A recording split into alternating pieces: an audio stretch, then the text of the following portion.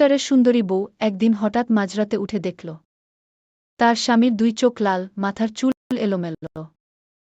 পরীক্ষার খাতা খুলে এক দৃষ্টিতে তাকিয়ে আছে। স্ত্রী বলল, সেই রাত 10টা থেকে দেখছি এই একটা খাতা নিয়ে বসে আছো। স্বামী বলল, ওকে কত নাম্বার দিব বুঝতে পারছি না। স্ত্রী বলল, কেন, কি লিখেছে? মাস্টারমশাই বলল, লিখেছে সম্রাট আকবর বিপদের দিনে জাঙ্গিয়া পরিতেন না। স্ত্রীর চোখ কপালে উঠে গেল। জাঙ্গিয়া পরিতেন না মানে কি? তখন তো জাঙ্গিয়ার কোম্পানিই ছিল না। মাস্টারমশাই বলল, সেটাই তো ভাবছি, এটা সে কেন লিখল। এরপর স্ত্রী চলে গেল। ভোররাতে একটা হই উল্লোর আওয়াজে স্ত্রীর ঘুম ভেঙে গেল।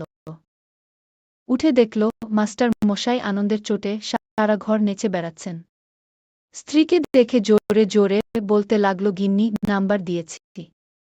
স্ত্রী বলল, কত দিয়েছ? মাস্টারমশাই বলল, 0। আশ্চর্য হয়ে স্ত্রী বলল, সারা রাত জেগে খাতা দেখে শুধু শূন্যই দিলে কিন্তু কেন?